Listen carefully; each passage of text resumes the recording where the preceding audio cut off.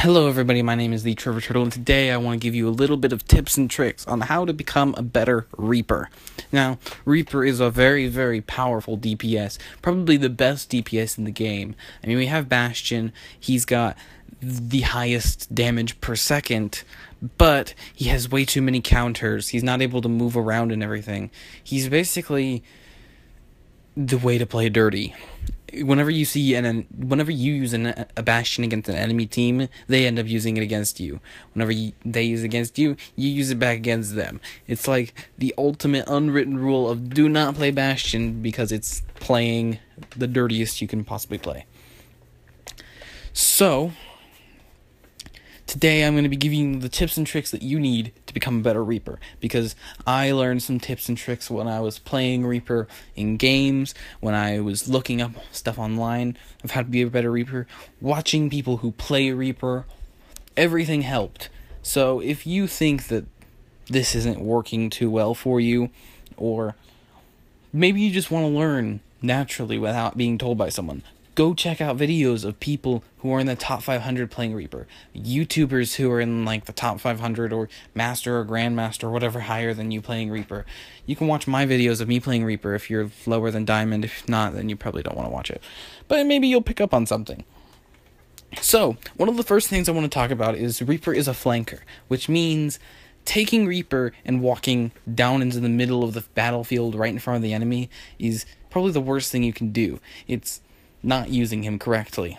Reaper is meant to sneak up on his enemies, come in from different angles, and catch them off guard. Catching Reaper's enemies off guard is like the best way to kill them. If you don't catch them off guard, odds are you're not going to have as easy of a time killing them, or you're not going to kill them. So, for instance, Volskaya Industries has that little platform off to the side, easy for sneaking in, killing an enemy or two, letting your team crawl in and finish off the rest, and bam, you got the point. Problem is, it's so expected that. But other maps, like, say you're playing on Oasis in that library, say the whole entire team goes mid, and then your team is fighting at the edge of the point.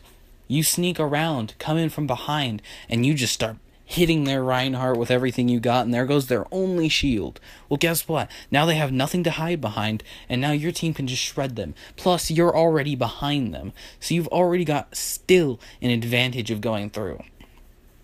Now, the next thing I want to talk about is your ult. Overwatch is a game of smarts, I guess. Apparently, what I read online a few months ago was that Overwatch, unlike a lot of games, is a game of just being smart. It's not a game of skill, where like in Siege, you choose whoever you're going to play. Like Thermite is the only character I remember or something. You choose him, and there's like Ashe or something, but you choose your character, and then it's your skill with that character. How well you can play that character. The skills of that character. That is how you win. Overwatch, you're constantly allowed to change your character. Where Siege, you have to change it like every round. You can keep the same character every single round. You can change it up every round, but you can't change mid-round. Overwatch, you can change mid-round. So, Overwatch, you want to use that ability. You want to abuse it to the point where you can constantly, what's the word I'm looking for? Counter. Where you can constantly counter your enemies, because it's going to help. So, for instance, Reaper is amazing against teams that have a monkey, for example. That's the common thing. But he's also really good against tanks. That's the thing. If they're triple tanking, get a Reaper and he'll shred through them pretty easily. Everybody else is going to be struggling. Bastion, but they'll counter Bastion. Reaper, you go through and you shred through all those tanks, and boom, there you go. Now, when it comes to DPS and everything, they're pretty easy too. I mean, Tracer, you can instantly one-shot. I've done it before. But you have to hit, like, when your gun shoots, it goes out in, like, 7 fragments or something. Like Spitfire, like a cone, kind of how a shotgun usually shoots. So if you manage to hit every single one of those, it can kill a normal DPS, I believe. So it is possible to one-shot people like Soldier and Reapers, but it's very difficult to do, obviously. You have to be, like, up in their face. Now, going back to the part where I was talking about ults, your ult is probably one of the most powerful things you have in the game. Maybe other than an itchy trigger finger and your brain.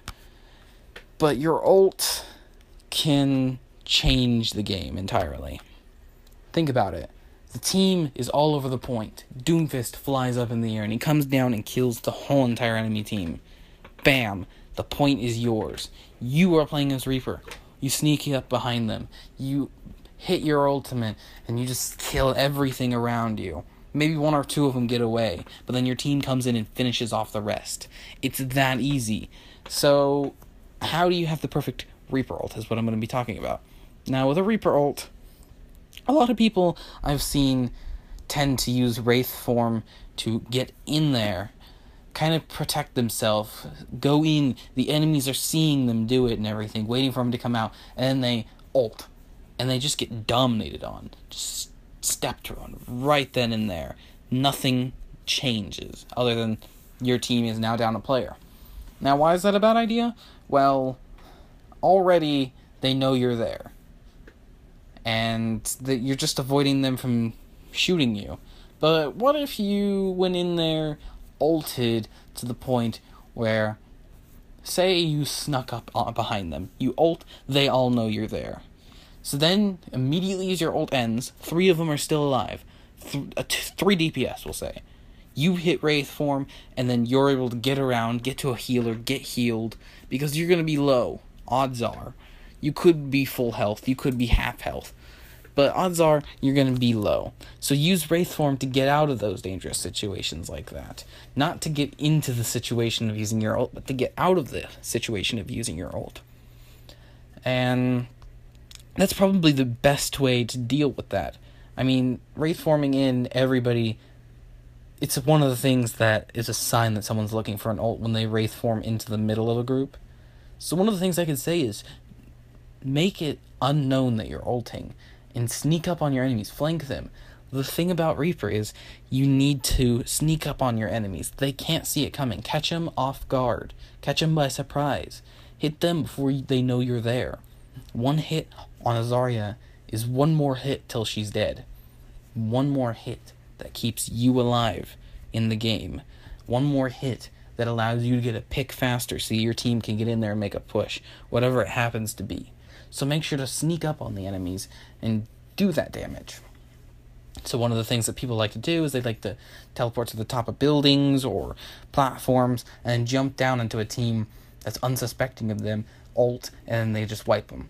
Now, that is a really good strategy for doing it. You can also combo with a Zarya. She throws down Grav, you jump down and do it, you do it then. Combo with a Reinhardt, he does hammer down, you do it right then and there. You can combo with you can combo with anybody you want to. You can combo with a Mei. She freezes everybody, then you just stand in the middle and you fire away. You shoot me down and I won't fall. I am titanium. But the ult can change everything. Now that we've talked about the ult, I think it's time to probably move on to my favorite part of Reaper. I believe it's called lurking and pouncing. Now, I always talk about how Reaper, you need to catch everybody off guard. So, in order to do that, one of the things that you want to do is use Reaper the most effective way you can. Hide.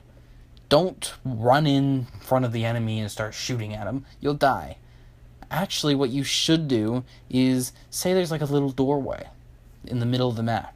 Like on Nepal, there's that little, I don't remember what map it's called. It's the one with a square building in the middle. Not the one with the stairs going up to the middle platform with the roof. Not the one with the building and statues. The one that has the second floor that don't have stairs leading up to it or whatever. I don't know what it's called. But that one, I forgot what I was talking about. Oh yeah, there's doors outside of where the enemy will come in. If you hide by those little doorways, they have little spots where you can just sit there, and they focus on shooting your team, and they don't realize you're there. Think about it. Perfect time to ult on them. Just jump right in, ult. You can kill 3 or 4 of them, maybe all of them. And some people think it's dirty. It's using him correctly, I say. That's my excuse. Another thing that I'd like to say is it doesn't have to be an ult. Say that people are coming through and they're walking through a door. You can use it to kill one person. They don't know you're there. And with a Reaper's damage, that could be half of their health just gone. They wouldn't know what to do. They're going to freak out because they're dying and try and get away. Or they're going to try and fight. And when they try and fight, it's going to be, you're going to lose some health, but you're going to win. If they try and run away, well, they're either going to get away or you're going to kill them. Or they're going to lead you to an enemy and then you're going to die. But who knows? It could be either one. So that's basically what lurking and pouncing is. You hide behind like a wall where they'd be walking out, and then you jump out and start doing damage. It's not camping, because camping would be like sitting in a corner with a Bastion and firing into a room just repeatedly trying to kill everything that moves. But this is a way of this is using the map as an advantage, using Reaper's element of surprise as an advantage. It's something that I've found is very, very useful. Reaper's not the type of person you just charge into battle with and start firing away. That's not how you use him. He needs to catch everybody off guard. He needs to get behind them. Sure, he's good for ripping through those shields and everything, but that's not how you do it. So, other than that, I'm trying to real quickly think if I have any more Reaper thoughts. That's right. I have another one here for you. I think I have 2 more. So, one of the things that I learned about Reaper, that it's not something I use and abuse like I should. It's something that you might use and abuse to beat me, though. Now, Reaper has a secret where if you fire your guns and you need to quickly reload, or say you're out of ammo in the middle of a fight, you need to quickly reload before that diva kills you. Basically, if you press your reload button, or if he's automatically reloading, melee as soon as he drops the guns, and then immediately you'll have new guns. Not like, you do the melee animation, or punch, and then as soon as he's done with the animation, he has guns. It's an easy way of just saving you a little bit of time, plus it allows you to do a little bit of damage when you go in for the fight. It works out 100% in different directions. Now, other than that, there is one more tip that I'd like to give you. It's a tip that I discovered while playing Overwatch, a tip that I'm starting to use now because I realized it can save your life. Now, whenever you go Reaper against Reaper, you might notice that other Reapers tend to dodge your shots by constantly moving left and right, or jumping, or whatever the case happens to be. Now, you need to do that against them. So basically, what's going on is you're shooting at them, and because they won't stay still, you're having a hard time. So what do? Well, there's 2 ways of dealing with this. You either do the same thing, or you get your tracking better. By tracking, I mean being able to follow them correctly and as closely as you can, predicting their movements. It allows you to get ahead of the game, especially if you can predict which way they're moving. If you know they're just constantly moving left and right, abuse it. Fire down the middle. They're probably going to get hit every single time. Not every time, though. They're probably not. But use it and know when they're going to fire. Maybe you can move side to side and choose a spot and just fire at that, and knowing they'll run into it every single time. You can jump up and down. You can use it against other enemies, such as D.Va. I love it, because D.Vas are so easy to kill as a Reaper. You just go in, they block it with the shield matrix, it runs out, they realize, oh god, what am I supposed to do? I can't do anything anymore, and then you just rip through them. But what happens? You lose a little bit of health. sometimes you're close to dying and someone finishes you off. Well, moving side to side as Reaper is so hilarious because they struggle so hard to hit you sometimes, and you lose so little health.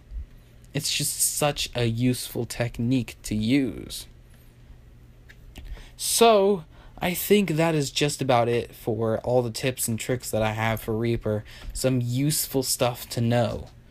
Now, here's some generic Overwatch tips that you might want to follow of don't run in alone, group up with your friends, not like friends, but group up with your team, I mean.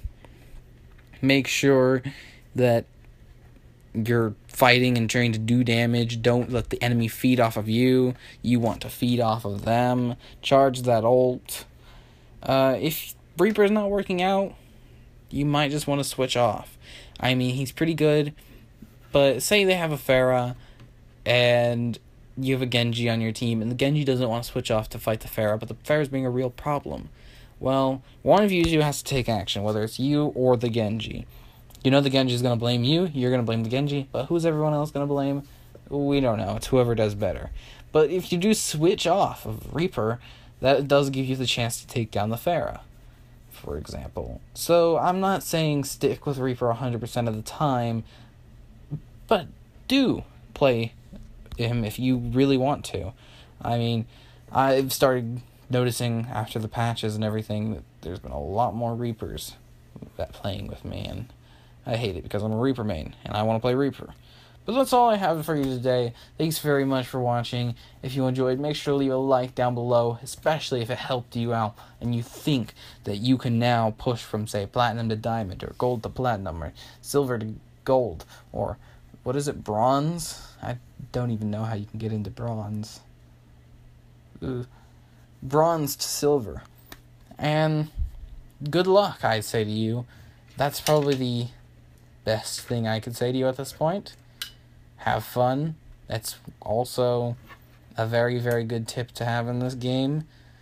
And I can't wait to see if anybody's really been helped out by this. Any Reaper mains out there. It'll feel good to have helped you guys out, especially with, hopefully, none of the people I end up going against, because, I don't know, maybe it'll make things interesting. So make sure to subscribe if you enjoyed, because I'm hoping to put out some more tips for some more heroes. And I'll talk to you guys next time. Peace out, everybody.